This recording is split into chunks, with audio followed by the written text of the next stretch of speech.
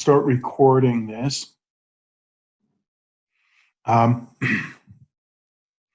Right, couple of announcements. Let's see, homework is due tonight at midnight.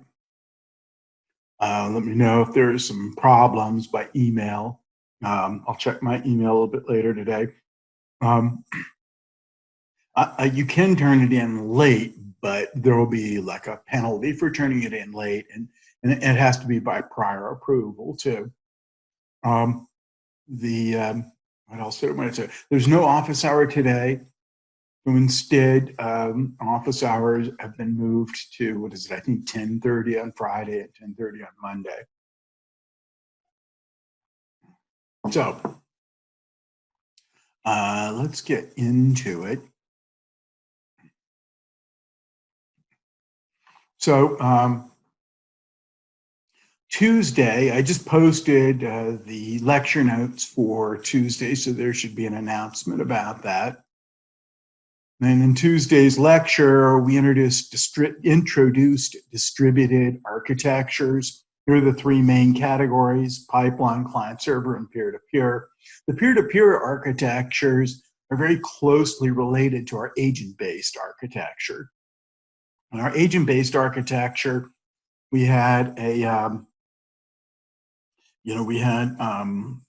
master program, a manager program. We just called it a simulation. And then we had agents running inside that simulation. And of course, all of those agents, even though they're running in different threads, they're within the same simulation program.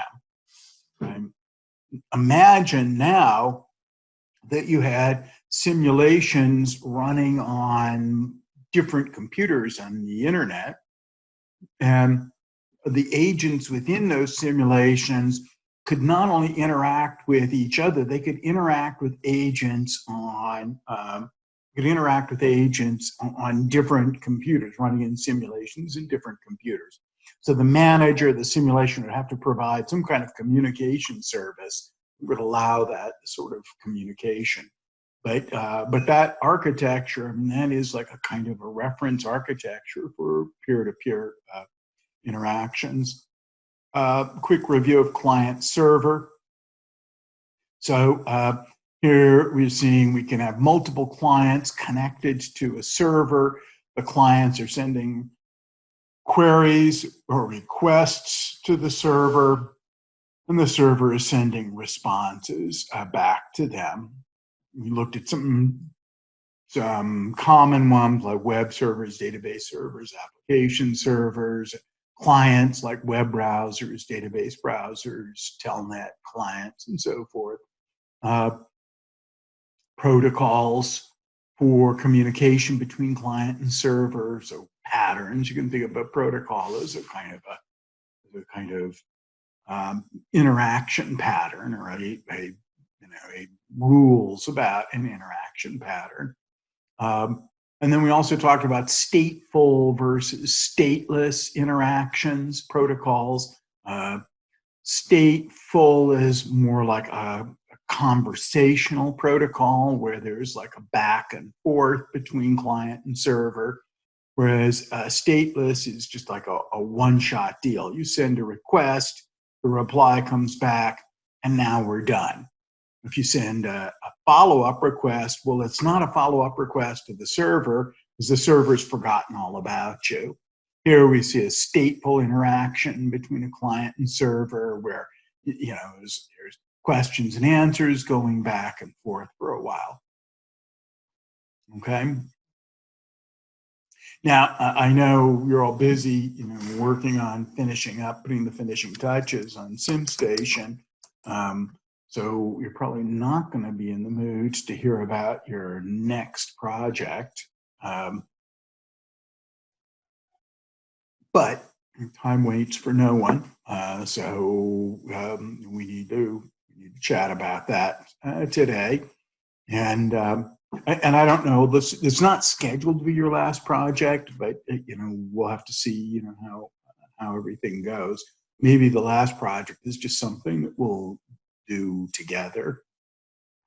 So This project is called Echo.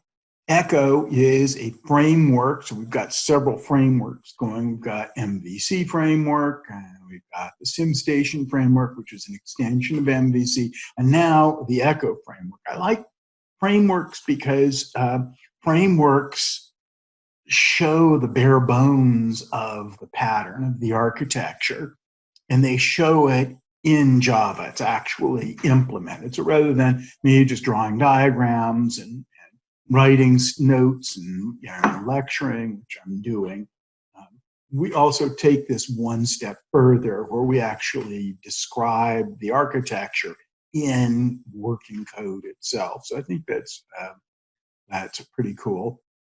So here's how Echo works in words. Okay, so there's a simple client that you're going to build. Actually, build a client for you. It's just a console user interface. It's got a REPL, read, execute, print loop. It prints a prompt. The user types in like a query at the prompt. It sends the prompt. It sends the query to the server. The server sends back a reply, the response. The client then, the simple client then displays the response. And now we go back up to the top again. Here's another prompt. Okay, so you can have, using the simple client, you can have like a long conversation with the server. Right, so now on the server side, here's the most important lesson to get, the thing that I want you to get most about this architecture. Let's say that we were developing a server that plays chess with clients. And that would be a real good example of a stateful protocol, because to remember like all of the moves and positions on the boards and so forth. But so let's say that that's what our server does. So a client dials up the server and says, hey, I'd like to play a game of chess. And the server goes, okay, let's start playing. They start playing. That's never going to work, right? Because the server is being bombarded with requests to play chess from clients all over the world, right? And all of those clients are going to get back a service denied message. Because why? Well, because the server is busy playing chess with you. How long is it going to take? The game might last hours, right? So that is a disaster.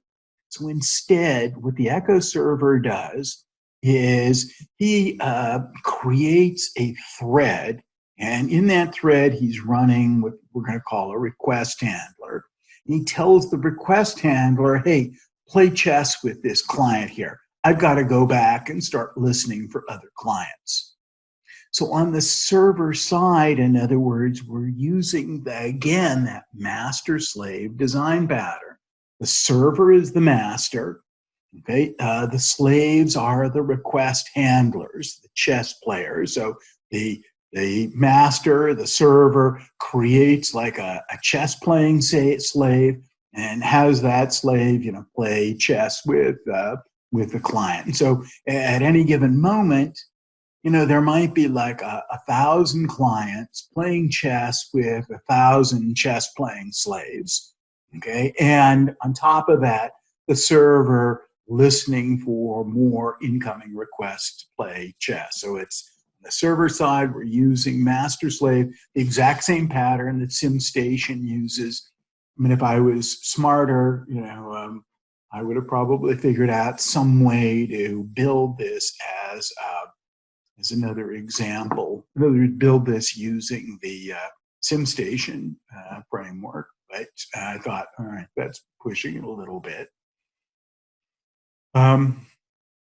Here is, for example, in the request handler, that's the slave, remember. This is the method that the request handler uses to formulate a response to a request or a query from the client. So here is the client's request, okay, and he's going to return now. Here, our request handler, instead of playing chess with the client, he simply echoes back the request. He prepends the string echo to it.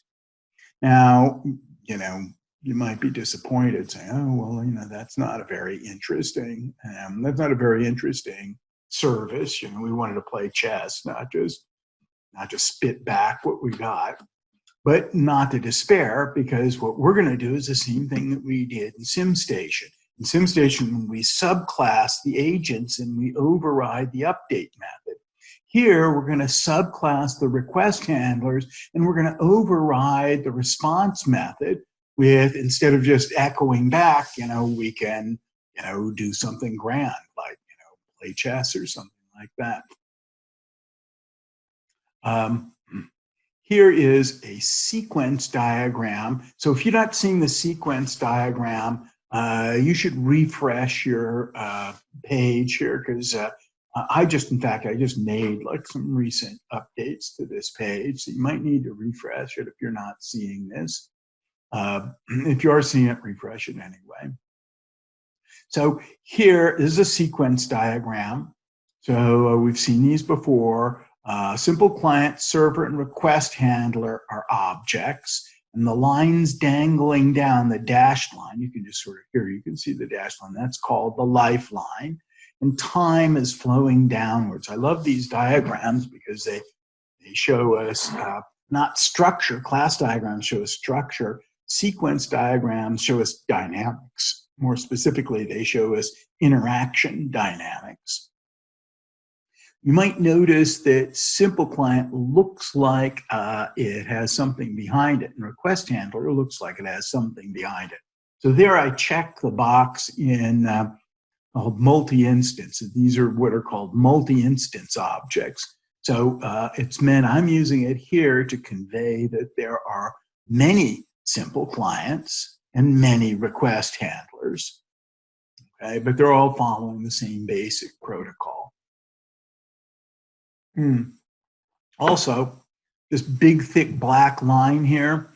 So that's just a little graphical device that I invented here to indicate that this line is a process boundary. In other words, simple client is running in a different process from server and request handler.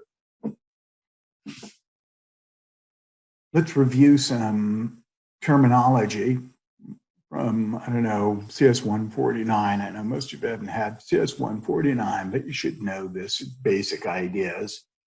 Right?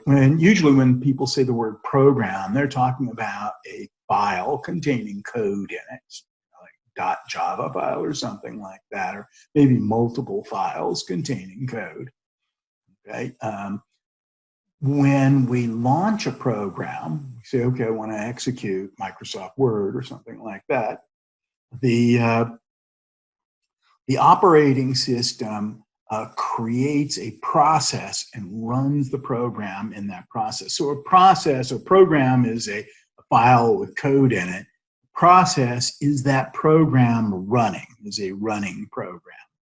Okay, and so on your computer right now at this very moment, I'm betting that you have multiple processes running. One of the processes is Zoom. You probably got a process running a web browser. You probably got another process running Eclipse and so forth.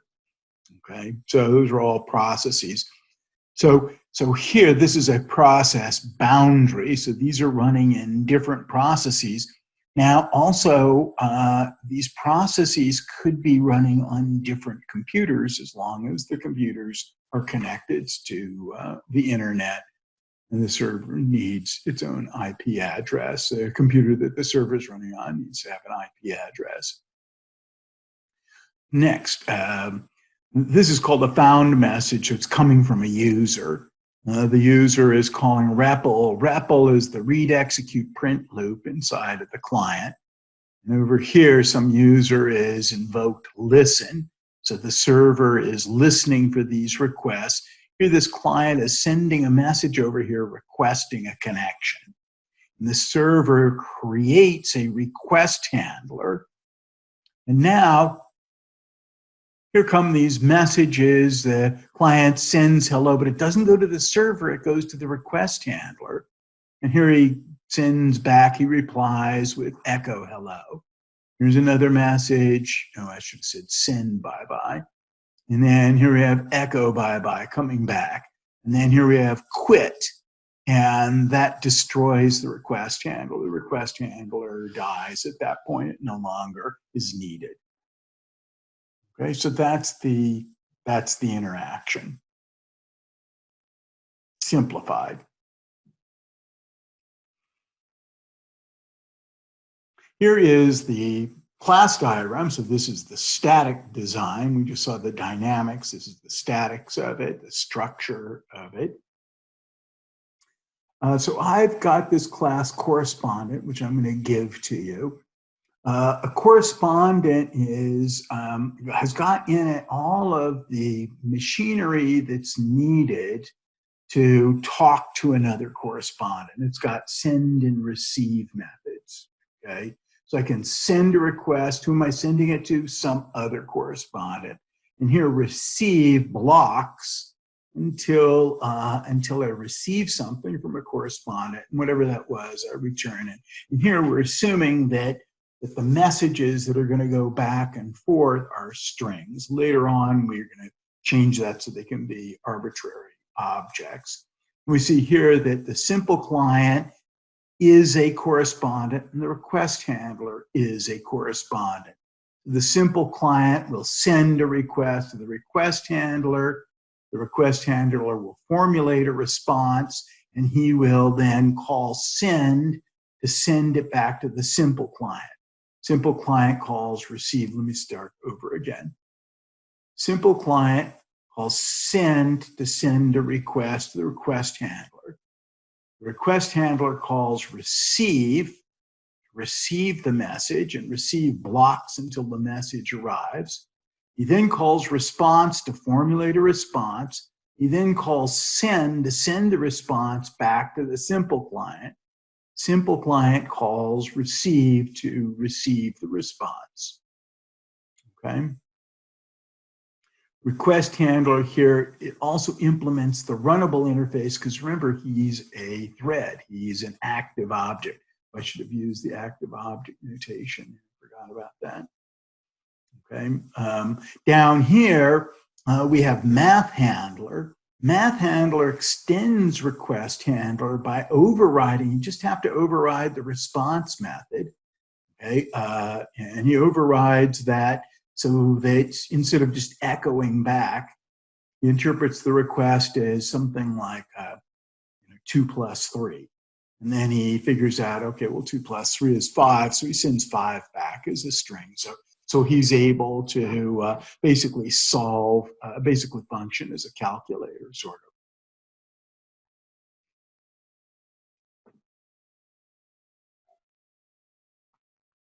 of. Let's come back to the correspondent for a moment. How does send and receive work? Well, notice that the correspondent has a socket from Java. What is a socket? Here's the way I want you to think about a socket. It's a virtual telephone, okay? It's the operating system's concept of a virtual telephone. So the way that you correspond with somebody is over a telephone. Now, here is a lesson in how telephones. I've drawn a little picture here. So this is my idea of a telephone. I don't know if you can see this very well, but oh, let's see. No, I have to. I guess let's do it this way.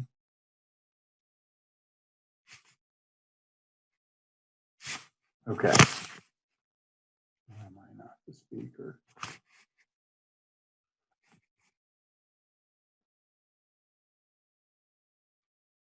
So this is a crude little picture that I've drawn here. I've got 2 weird-looking telephones.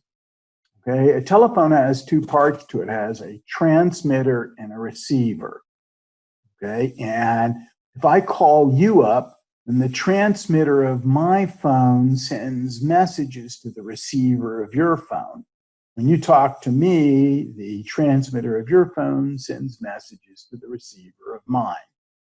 So basically then think of this phone here, think of that as a socket, okay? And this transmitter and receiver, maybe these arrows, but better, those are going to be streams. So streams of characters in our case, going back and forth.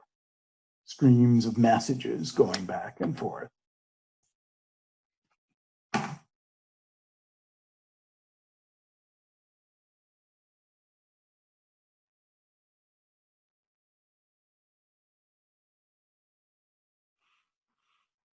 Okay, so that's it. You have to ask for these sockets. There's a way that you have to obtain these sockets from the operating system. We'll see the code for doing that.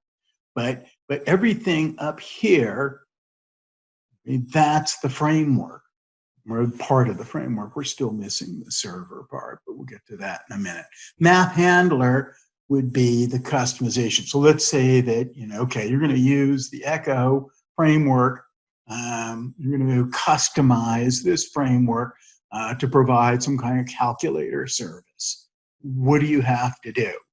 Not much. All you need to do is you need to create a math handler extension of request handler.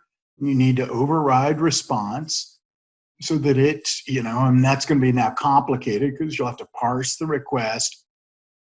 It's going to be, hopefully the format number, operator number, and then you're going to have to figure out what the operator is. If it's add, you're going to add, multiply, you'll multiply, etc. And then you return the string. You don't have to do anything with simple client. You don't have to do anything with the server, with correspondence. All of this stuff's built in for you. It's really easy to customize, depending on how complicated the response is going to be. So here's the code that I've given you. Let's walk through it together. This is the correspondent class, and here you see his socket. I get it from java.net is where sockets live. Sock in is going to be your receiver, right? And sock out is going to be your transmitter.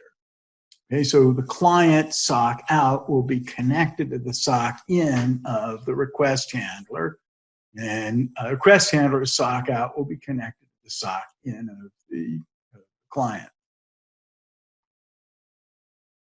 This init streams, I don't know why the formatting so awful here. It was not my, maybe I need to maybe make it smaller.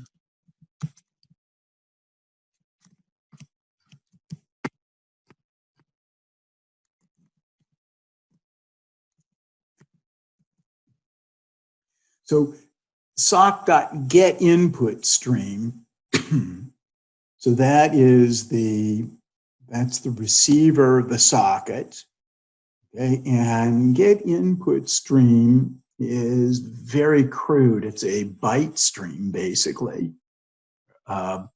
So that is difficult to work with. And so what I do here is, these are called decorators. Java calls them filters, which is the wrong term, but I call them decorators. They basically are ways of taking this socket input stream, making it so that you can read entire strings from. You can read entire strings from it. Same thing here. Here is the socket's transmitter, the output stream. It's a byte stream, but I put it inside of a print writer that makes it so that I can, again, just send entire strings through it. So this is just a way of, it's not really, this actually is instantiating a design pattern. We're going to see a little bit later on. But I don't want to get too involved in the buffered readers and all of that stuff. If you look at my Java programming notes under IO, I go into all of the details of exactly what this is. Closing, so this is hanging up the phone, sock.close. Here I am requesting a connection. Okay, so basically making a phone call. Talk more a little bit about this later on. So I'm calling a server up. Now, a server server runs on some computer that's connected to the internet. Host is the URL or IP address of that computer. Now, a computer runs many services on it. Okay, so to distinguish which server we want, we specify this port that's an integer. So Unix, for example, provides 65,000 port numbers. So 65,000. You can think of the host here, if we're talking about an analogy with telephones, the host you can think of as the area code, and the port, is the phone number. So there are lots and lots of phone numbers associated, and each server grabs like a port. For example, web servers usually listen on port 80, or in some cases port 8080. And then once I get that socket, okay, so there is my socket. It's connected up to the server. I then call init streams, which sets up, which basically pretties up the socket's input and output streams. Here is send. All I have to do is sockout.println request. So it's basically just like stdout.println.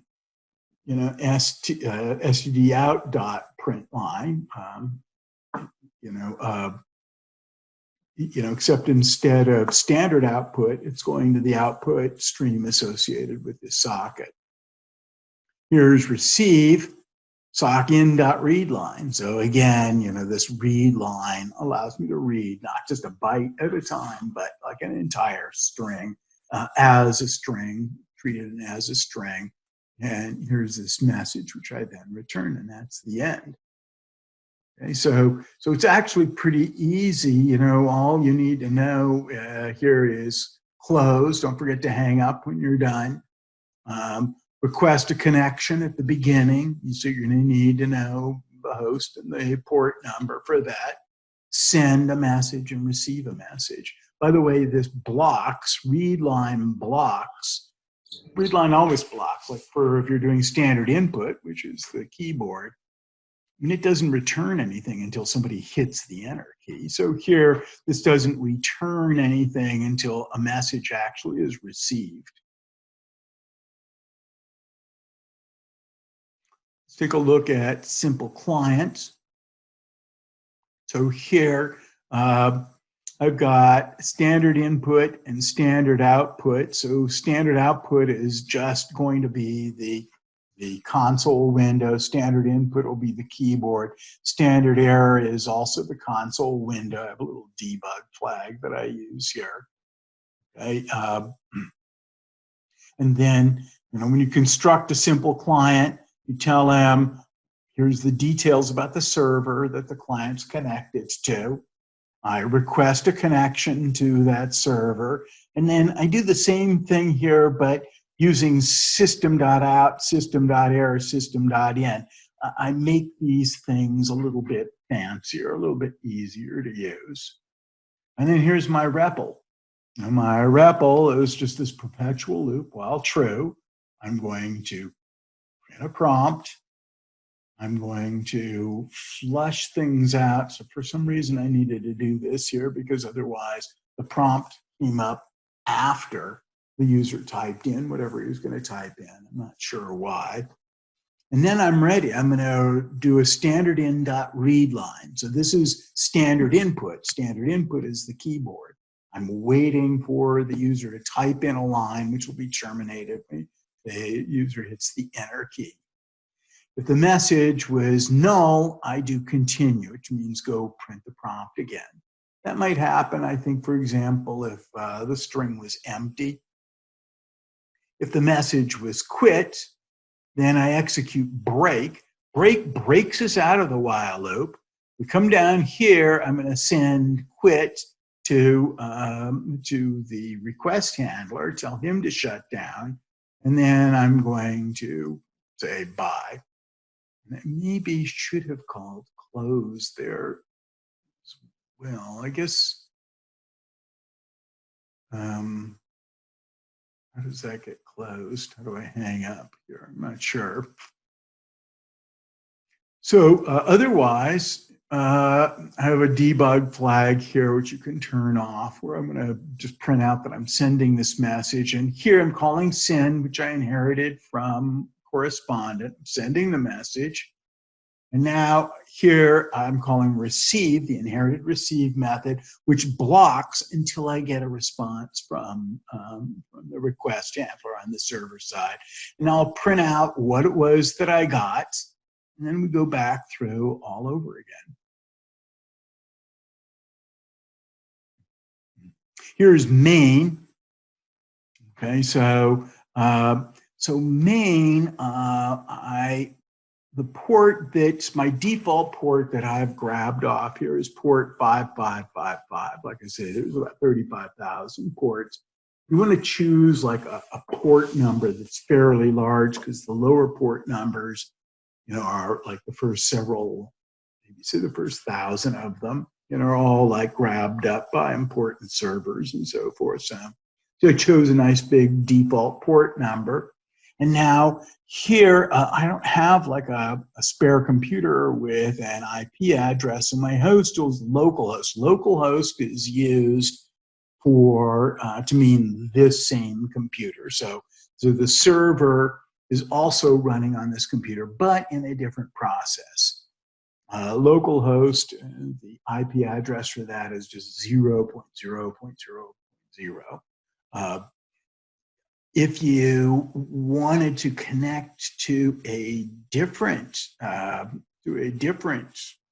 server, right, then I allow that in the command line argument. So you can see arg sub 0 is the port you want, and arg sub 1 is the host you want. So for example, if you had like a favorite web server, right? That web server, you want to use 80 here for the port number, and then this would be the URL of the web server. And you could then use this guy to, you'd have to like learn what the HTTP commands are. They're fairly easy commands.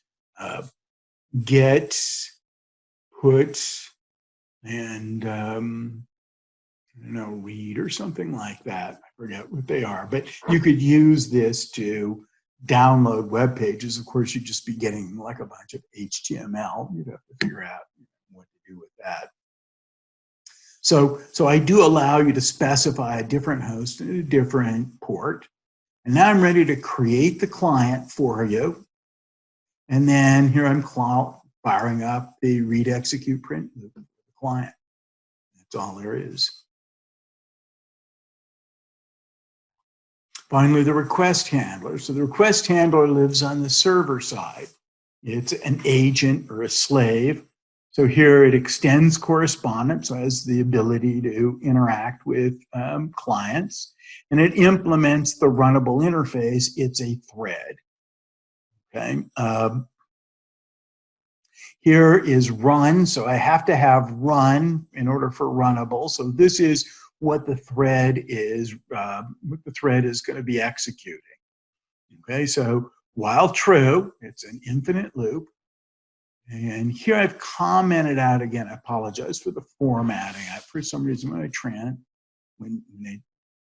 it's served up by a browser, the formatting gets messed up. So the commented out parts are the parts that you have to provide.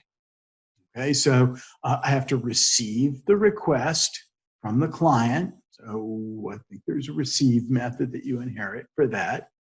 If the request is quit, I'm going to break out of this infinite loop, okay, and come down here and close my socket. Okay. Otherwise, I'm going to come up here and I'll use this method to formulate a response, and then I'll send that response back to the client. And here, I remember there are many request handlers running at the same time. So I'm going to be cooperative, and I'll either sleep. Another method, the method I use here is yield.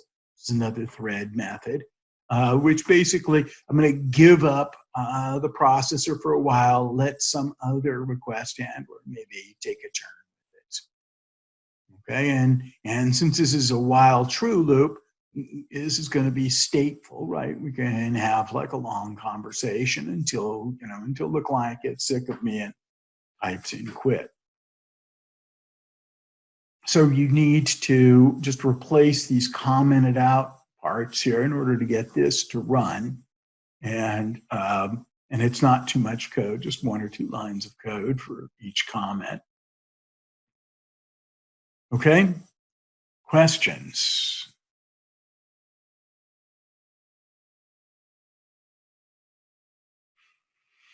All right, so let's see. So here is something I'd like to try. I read about this, and I'm reading about how to do like a good Zoom lecture.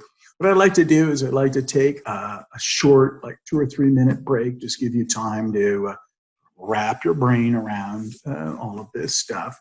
And we'll come back like in about 3 or 4 minutes and get all fresh and finish up the rest of the material.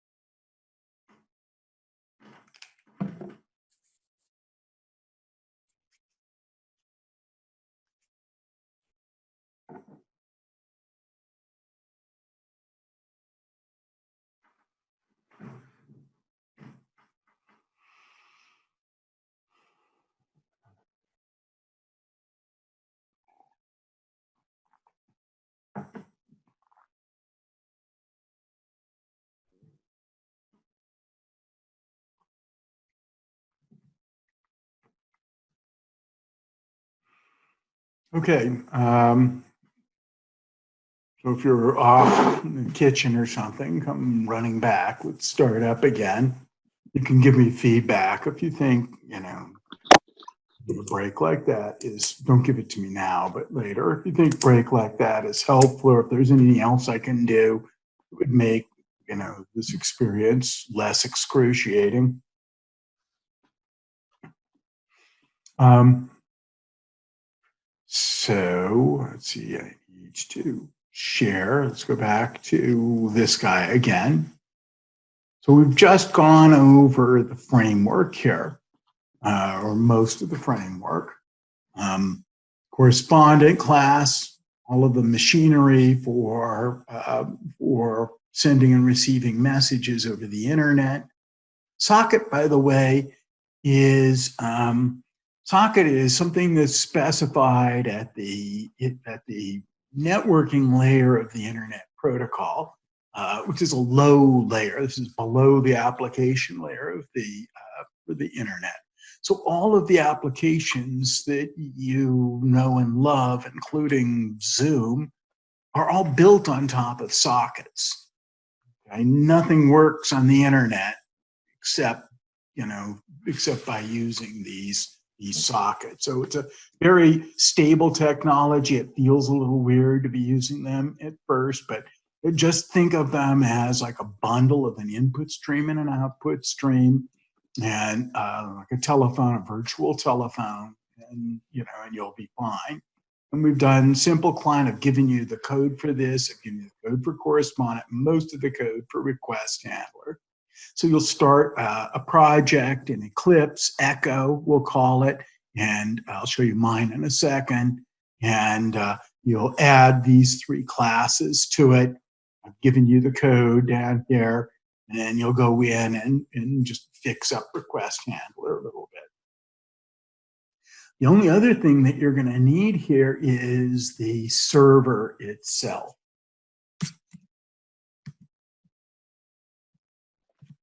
Blow it up a little bit for you. So here is the server. The server has a listen method. So this is the method that he uses for listening for incoming requests, okay, from clients. When a request comes in, he uses this make handler method to create a request handler that is going to talk to the client. And then he goes back and continues to listen. Now, here we see that the server has what's called a server socket. This is another Java class.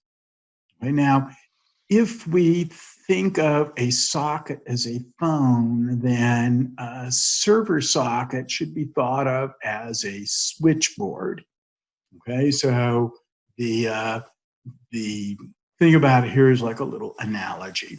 You get in a car accident, so you call up your insurance company to talk to a claims adjuster. You don't care which claims adjuster, any claims adjuster, right? It's an emergency. You want to get your car fixed. Okay, so you call some, 1-800 number maybe, and there you're connected to a switchboard operator, at least in the old days, switchboard operator. Now the switchboard operator, here I have a picture of Lily Tomlin, switchboard operator, all right? And switchboard operator, so here's a switchboard behind her here. It's got all of these plugs, right? And you're calling in, you tell her about your accident. Now, she doesn't know anything about claims adjusting, so what she's going to do is pull out a plug and plug it into one of these holes here, and that's going to cause the phone on the desk of some claims adjuster in the building to ring. He picks up that phone, and now he's talking directly to you, and Lily here can go back and get more incoming calls. So this is the image I want you to have in your mind of a server. Lily Tomlin's job is not to adjust claims for you.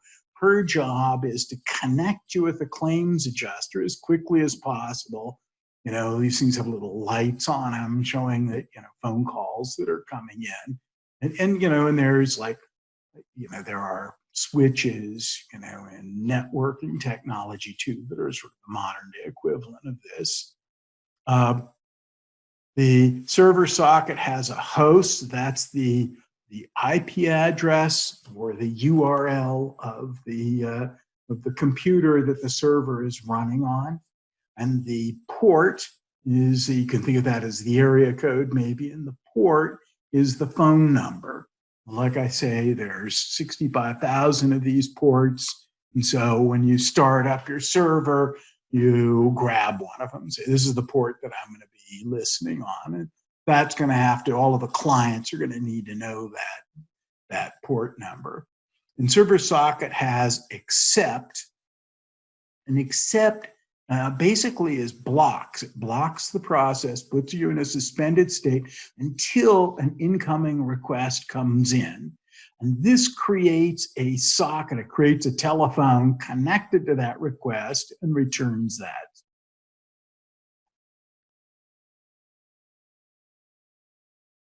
Okay, here we're talking about how do you create a request handler.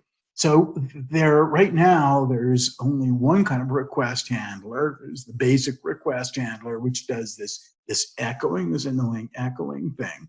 But later on, you know, we're going to have other ideas. So when we customize the framework, you know, we'll have this math handler, which, you know, solves basic math equations, database handler, which looks stuff up in a database for you, a game handler, this is maybe going to play chess with you, something like that, right? And so when we when we start up a server, we have to tell it what kind of, we have to have, the server has to know what kind of handlers should I create.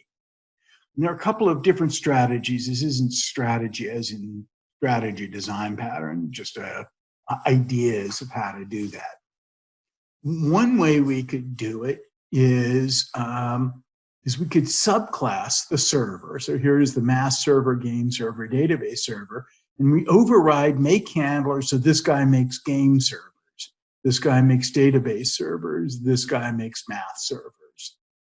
Now, I'm not crazy about this idea because remember what Professor Pierce always says, which is the most popular framework is the one that's the easiest to customize. So this mass server, game server, these are going to have to be classes created by the customizer. So it's an extra class, you know, and so it's going to be a burden on our customizers. Here we have another idea. We could use abstract factory. Here we have a handler factory with a make handler method in it. And then here we have different implementations of that factory. Okay. Again, these are classes that'll have to be developed by the person customizing this. And then the last one, which we're not going to talk about today, we'll get to it on Tuesday, is to use a feature of Java, which is going to be our next big feature that we have to learn about, called reflection. Okay, so we're just going to figure it out ourselves, and I'll show you how that's going to be done. And like I said, tomorrow, Tuesday. So here we are with the labs. So lab ones, we'll talk about, I'll show you server in a minute. Lab one will be to complete and test the Echo server. Okay, and you're almost there.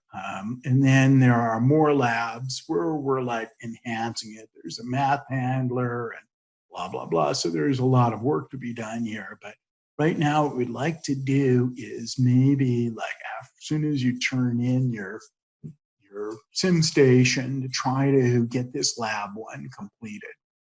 Now, here's server. So I've also given you a lot of code for the server class too. Okay. The server, when it gets created, it wants two pieces of information.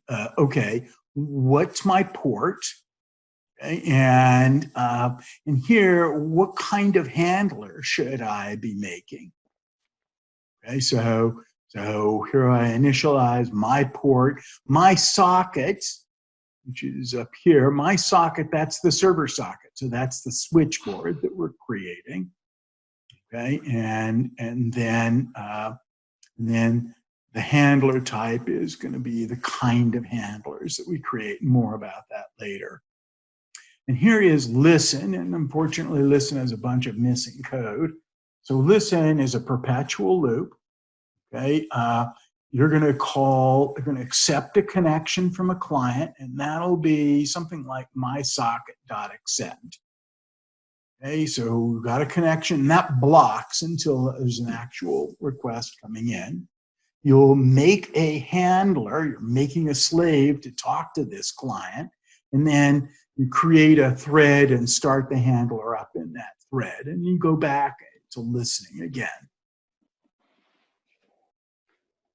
Here's make handler. This code is also missing.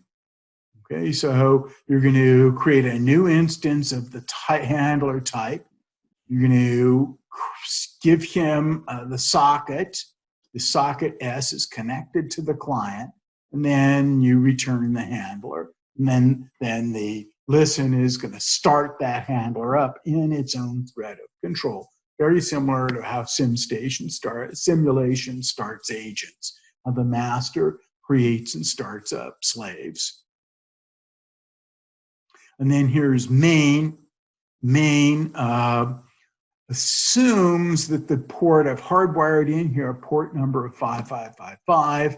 You can, and I have started up here, my default service is the request handler that we just saw the code for. If you wanted to have a different service, you can specify it with the command line argument. So arg0 would be that service. If you wanted a different port number, then you can args1 could be specified as a different port number. Here I'm creating the server. It's listening at this port, offering this service, chess playing, game playing, database server, whatever. And now he starts listening. So there's some code that needs to be finished up here. So this first part of this is, the hard part's not writing the code. I mean, the code is pretty obvious to write when you sit down to try to do it. Tomorrow or this weekend. Here's the hard part. The hard part is like running this thing. So let me show you that. I mean, it's not hard. I didn't mean to say it's hard. It's a pain in the butt is really like the best way to put it. So here I've done this lab one. Here I've got my Echo project, and in here I've got an Echo package. I want you to do exactly the same thing. And I copy pasted all of the code that I gave you into this package. There's only 4 .java files. And then I completed, I finished the details, request handler and server. I had a few comments that I had to fill in, a few blanks that had to be filled in. Okay. Now, I'm in Eclipse here. You're looking at Eclipse. I don't know offhand any way to test client-server programs in Eclipse. Okay, what you have to do, I'm going to right mouse click on here and go to export. I'm going to export my code to the file system. Where in the file system? So here I use browse, and I've created here, this directory is the directory I was using for the other class. So I'm going to use it here as well. So this is just a directory where I'm going to deploy. What am I going to deploy? So here, unlike your homework, it is the binaries that we're interested in, not the source. So here's the Echo project. I'm only interested in the binaries. okay, the executable. That's automatically generated, the Eclipse is always building things, so it's always compiling these guys, okay? If I click on it, here you'll see what I'm exporting, like all of these are all .class files in this case. Let's finish it up. I've already got it out there, so I have to say yes to all. One of the pains here is you're going to test this thing, and it's not going to, maybe there's some problem, so you'll come back here and say, oh, I've got to edit a line of code here, so you make these edits, and then you go back to test it again, and it doesn't work. Your fix didn't fix anything. And, why didn't it fix anything? Well, it's because you forgot to export it back out. So you have to go through this whole export process after each little minor change in this thing. And that's where it's like a pain in the butt. And the other thing is that when you export it, maybe you're going to export it to a different place than the last stuff was exported to, a different file, a different directory. So you go back and test it, and again, you exported it, but it still isn't fixed. Well, that's because you exported it to, the wrong place. So that's like where the pain comes in. Okay, so let me show you how we're going to run this now. So I have opened up two of these command windows. So in my day, we used to call them DOS windows. It's funny, that's why does, it's been like kind of the curse of Microsoft. The early operating system was DOS, disk operating system, which was just this. This is all you got, was this window. And it was really kludgy and really terrible, and then Windows operating system came along, built on top of DOS, but they were never able to change DOS. It's still this like funky thing that, occasionally you have to deal with it. So, typing in dir, listing out this thing, and here is echo down here. So I'm going to cd to echo. If you've done shell programming, if you're on a Mac, then you'll be doing this. You'll be using like a Unix shell, I don't know, shell you got out there, Bourne shell or C shell or something like that, which is a bit more easier to use than DOS. I shouldn't call it DOS. I don't want you to call it DOS, but let's take a look. There's this bin directory. Now, here's the important part. I have to cd to the bin directory, so you can see by my path name where I am. And there is a subdirectory underneath it, echo. That echo, that's the package. If I list directory, you'll be doing ls instead of dir Unix. Here you see those .class files. And now I'm going to start up the server.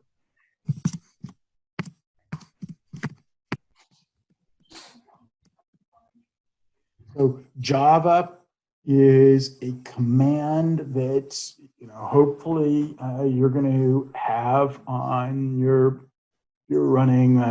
If you installed the Java runtime environment, hopefully it updated your environment variable so it knows where to look for the Java executable. Class path variable has to be added and updated, pointing to where the classes are located. If you don't know how to do that, I used to know how to do this, but now I seem to have forgotten. You can look it up, installing and running Java from command prompt in whatever operating system you're using. Anyway, so it's working on my computer. The important thing is that I am one directory above where the .class files are. So the .class files are in bin/echo, and I'm in bin. And I have to, the actual name of the server class here is echo.server, because remember, he's in a package called echo. Okay, and so now He's listening. His server address is his local host. It's just 4 zeros.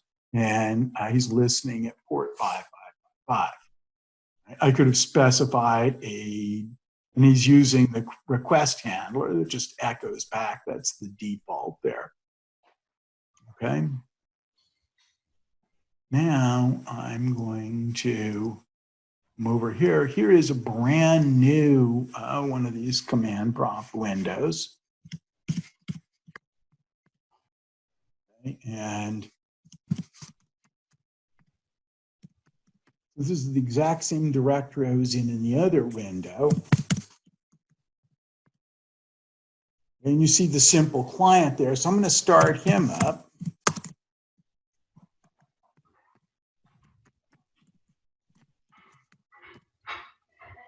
And here's a little prompt that gets printed there. All right, so I'll say hello. Sending hello, that's my debug diagnostic message, but this is coming from the server. Echo hello is what I received. Echo what? Now he's just behaving like an annoying little brother, right? Just echoing back at us whatever we say, right? So I'm annoyed, so I'll just type in quit. And that quits out of the simple client. We're done. Let's go back and see what's happening in the other window. So here he was listening. This received, sending, receive, sending, receive, sending. All of that is being done not by the server, but by the request handler slave. Okay. And then when I said quit, this request handler shut down. He's done. All right. Let's come back to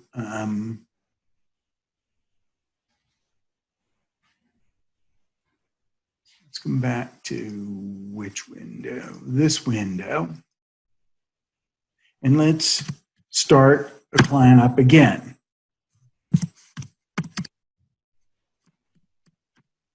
You can see he's up to his old annoying tricks again, just repeating.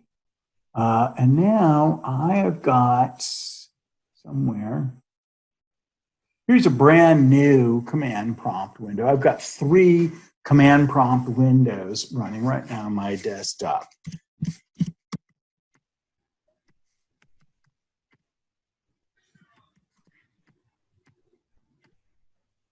Okay, so here we are in the same directory. Okay, and I'm going to start up.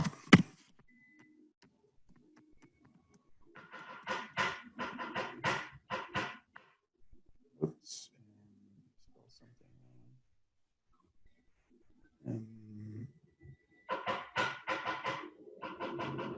Simple client, not simple server. If somebody needs to mute themselves, sounds like you're chopping.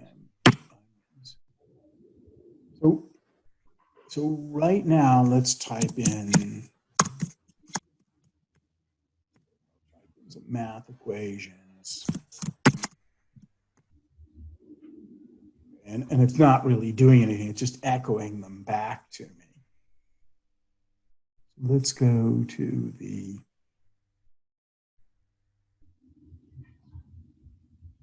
here's what's going on in the server. So this request handler shut down. That was that first session I had with a client.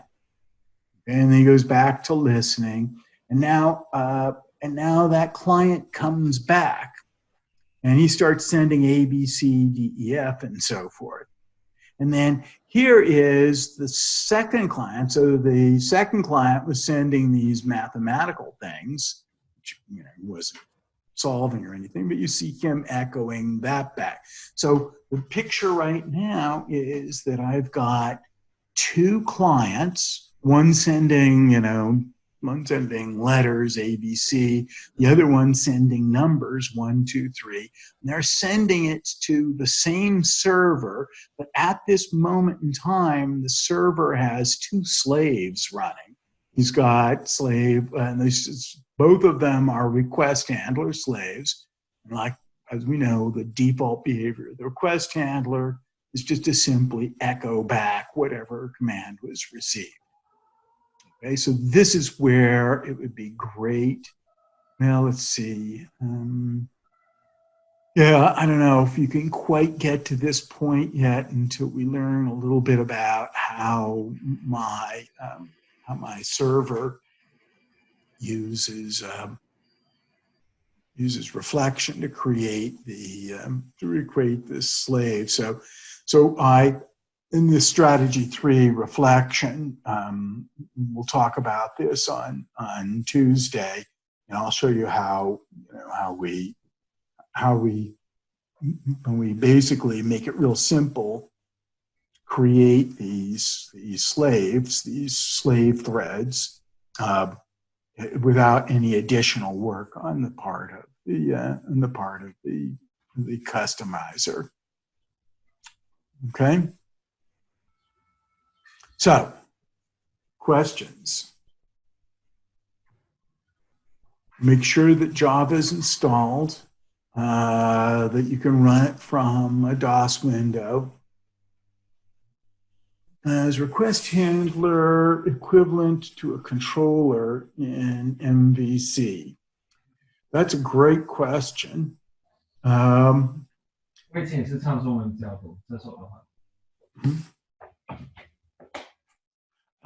a great question. I'm going to say yes to that question. So I spent some time trying to figure out like how, to map this onto model view controller. By the way, model view controller is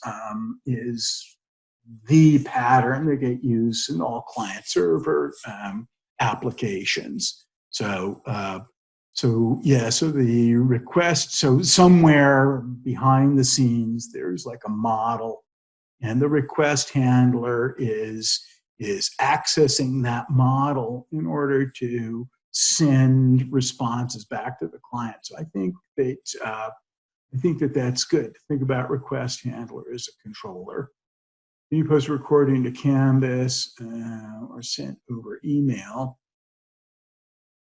I don't know how to do the record. Well, what I've been doing is I put these things up on YouTube, and then I give you the link on Canvas. Is that good enough, Andrew? So the link, for example, on Canvas, there's a link on Canvas to Tuesday's lecture. Okay, so a reminder, there's no office hour today. There will be an office hour instead tomorrow at 10:30. I'll come online and we can chat then.